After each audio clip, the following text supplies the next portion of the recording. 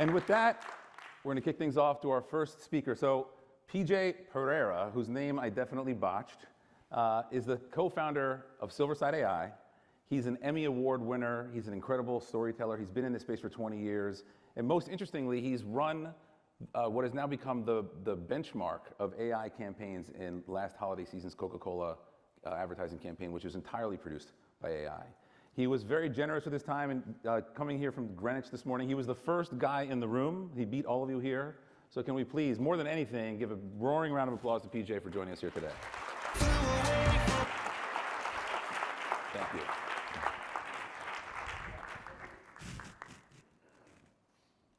Is it on? Yep. All right. Let's start with a little thing here, because I have a little story to tell. I cannot do things without a story. Who likes sci-fi? On here, first person I saw with that. All right, so this is where I brought this here. I have another one. I'm going to ask that again towards the end, and then let's see who raises the hand first.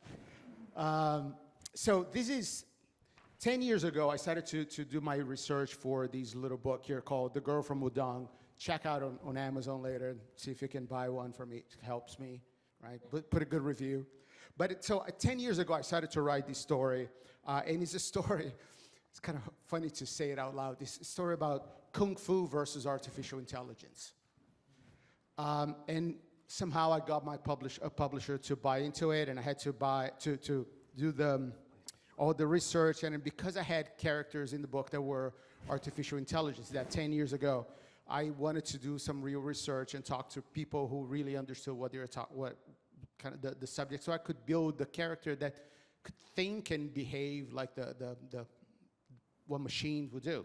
So I spent years talking to specialists with both on the tech side, on the neuroscience side, and as we were working on this, I started to build this and started to attend those events, those big MIT events in California, in Boston, and I got fascinated by that, and my mind was completely blown by not only the way that a character like that would think, but also the impact on all of those industries, and how it's folding proteins, and how it's developing things. They're developing new technologies that will change the way we can cure cancer, and all those things. Like, oh my God, this is going to be incredible.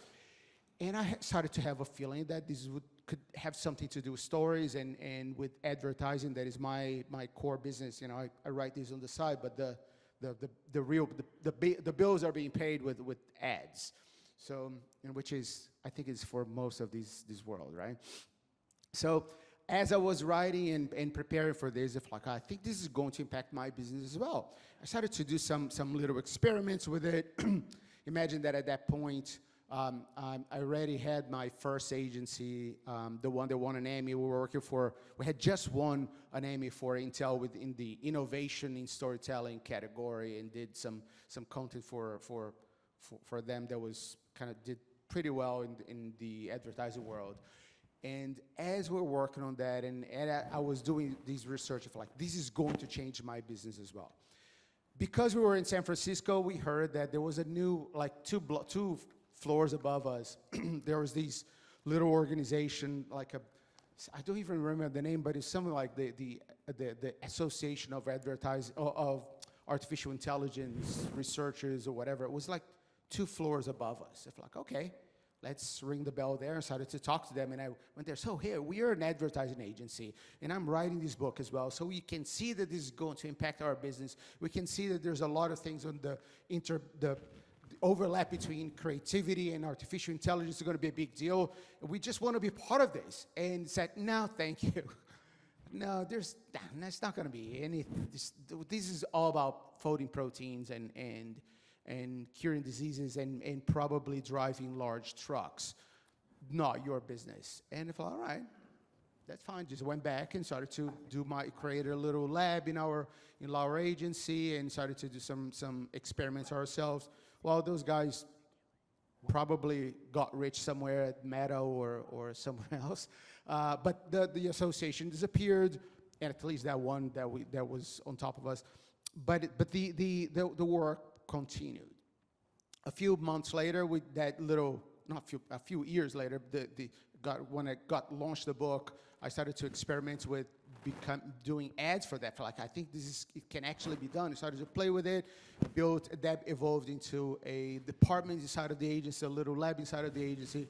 We started to get traction. We built, I think we were going to build a separate agency just to do this so we can have no legacy behind it. Create a separate agency called Silverside.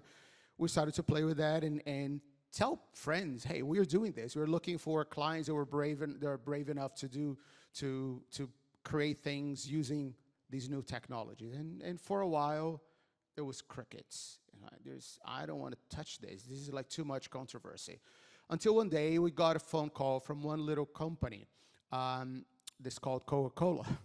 And say, hey, we have this little experiment that we want to run here, and maybe you could, you have worked with us before. Let's see if you're interested. And we started to work with them. So, okay, let's do it. And what is the project? And they said, okay, it's the holiday campaign. I'm like, okay, no, it's not a small thing. It's a big responsibility. We did it, spent a few months working on it, like 2 months working on the project. Finally launched in November last year. It's like 1 year ago. And it was chaos. Like, people just went really crazy. Oh my God. We started to, people that worked with us started to get, like, some of the most toxic and craziest emails I've ever seen, and messages on social media. People, I think some of the lightest ones were like, I hope you have cancer. It's like, we just did a holiday ads, for God's sake. It's supposed to be the nice season, and you're treating us like that. I'm kidding now because it's 11 months past, but it was horrible when that happened. But then something strange happened at the same time. I started to hear all the negative comments online, but the client called us and said, hey guys, this is crazy. It's working really, really well. We tested it, and it tested as one of the top 3 Coca-Cola holiday ads of all time. I'm not talking about a brand that no one talks about, that maybe has done 3 holiday spots. I'm talking about Coca-Cola. It's a tradition. And I feel like there's something very interesting to pay attention to here. So I took the book. My book is my little place where I experiment with things that I don't have to deal with ask anyone for permission. So let me try something here. I took some of those tools, did a couple ads for the book again, ran it. The pattern was exactly the same. I got, in the first day, 100% of the comments on that ad were negative. 100%. Not a single nice one. Not even my mom checked. Right? But I kept looking at the numbers, and the number of likes on that same post was 20 times bigger. And the number of clicks to buy the book on Amazon was 30 times bigger. So, and I think that matters because we hear a lot about the controversy and the negativity, and this is going to take people's jobs. But at the same time, there's an incredible amount of enthusiasm out there. It's just not as loud as the hate. And a lot of the hate, and then we did project with creatives from all fields, in design, in filmmaking, in advertising, in arts. And the pattern that I can see in every one of those worlds is everyone looks at that and thought, this is going to take my job. This is going to destroy the lives of a lot of people. This is going to take out the livelihood of my friends. So I don't want to get involved. They say, okay, no, just come here. Let's do a project together. Let's do this little thing here. And when we play with it, in the end, you tell me if you still think that or not. And if you do, I want to hear it. And some still do. Some finish that for like, I don't like it. It's still not for me. But the vast majority, more than 90%, I'll guess, tell me in the end, if like, oh, I was looking at these very, very wrong. For when I started to play with it, I thought that it was going to be just a matter of prompting something, and then a machine was going to give me an artistic idea that is not mine, and I'm just pretending to be. once I started to play, I felt like, no, first it's much harder. And the fact that it was much harder made it more mine because I had to manage that thing.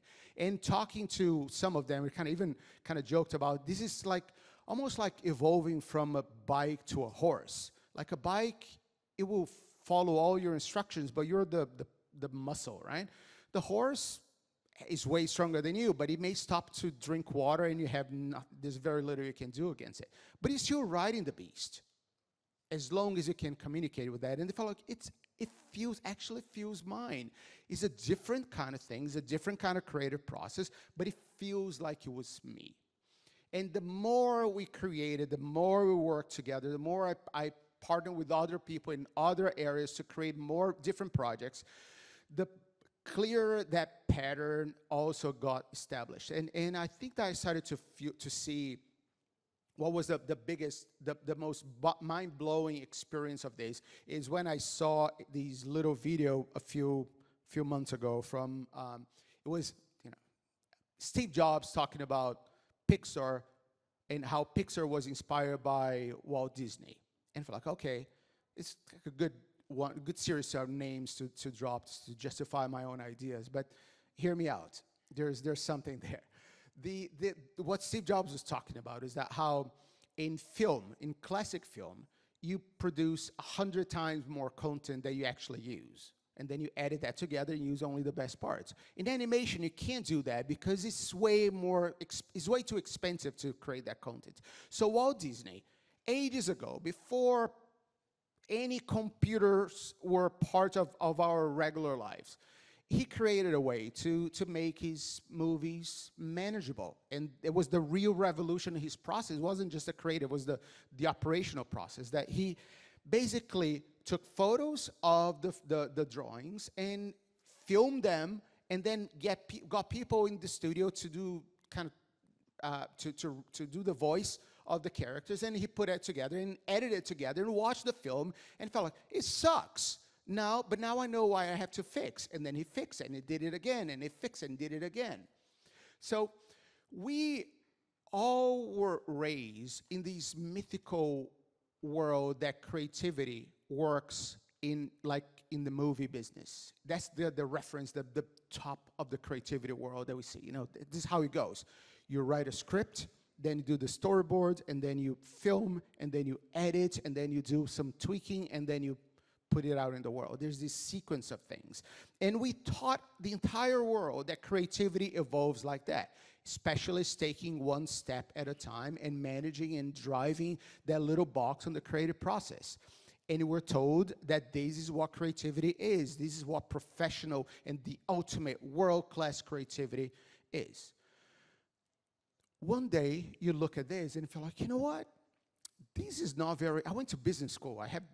I'm not supposed to be in the creative side whatsoever, but I rebelled against it, so I ended up here.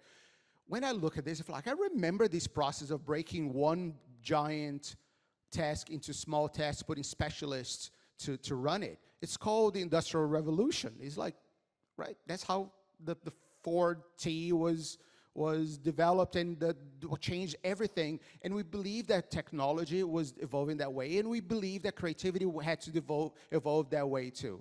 One day, technology changed. Like, we don't need to do that anymore.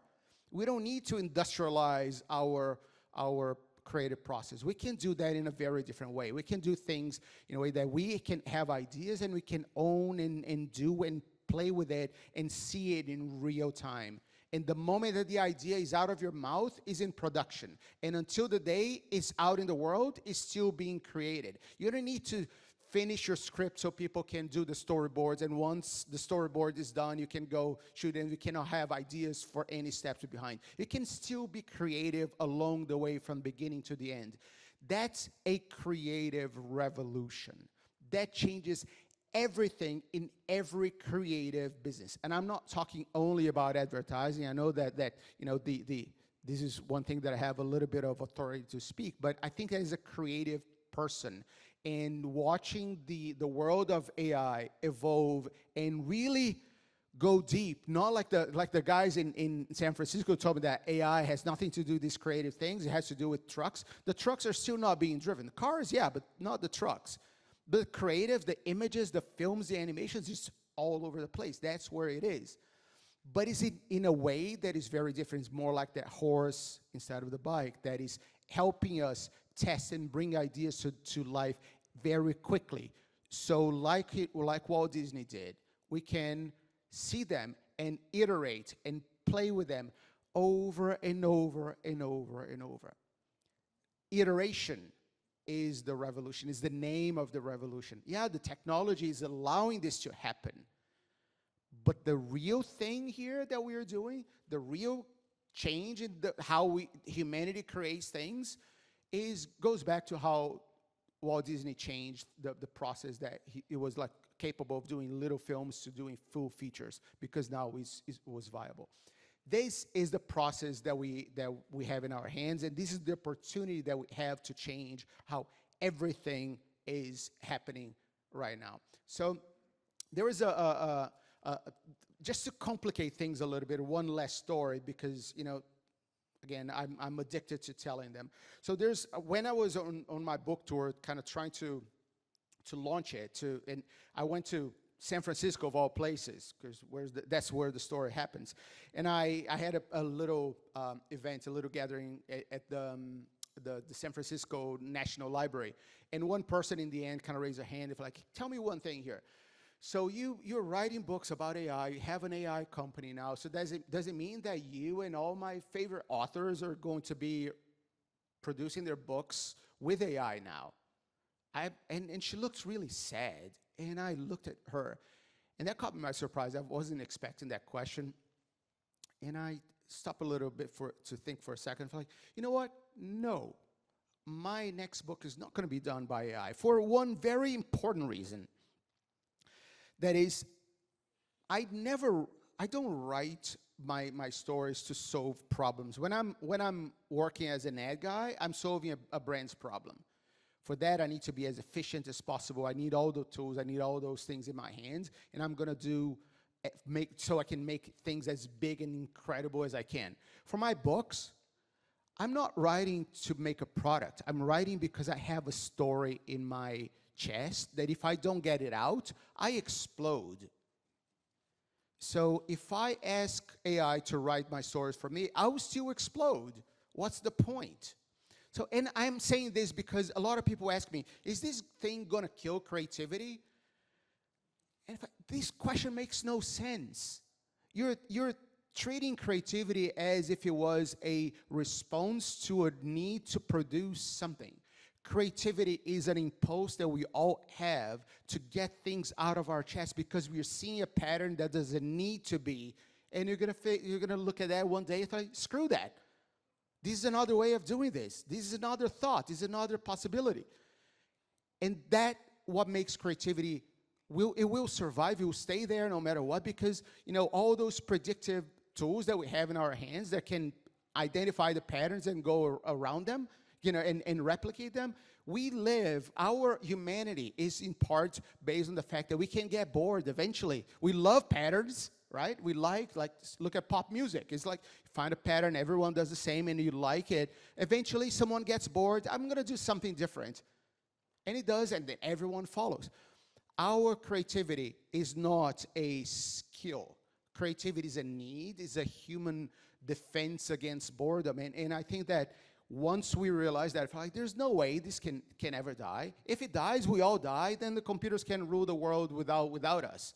You know, maybe they're gonna like it, maybe they won't. My characters didn't. So I hope that we all live long to see how that unfolds. But that's pretty much what I have for you guys today. One more.